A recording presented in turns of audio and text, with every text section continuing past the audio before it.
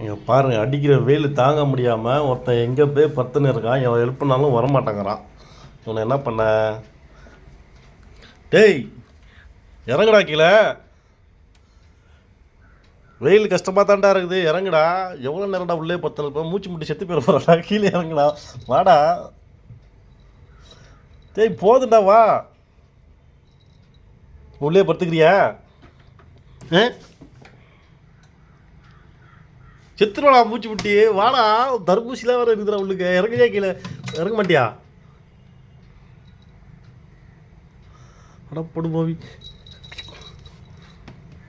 இறங்கடா கீழே. போதும், எவ்வளோ நேரம் ஆச்சு?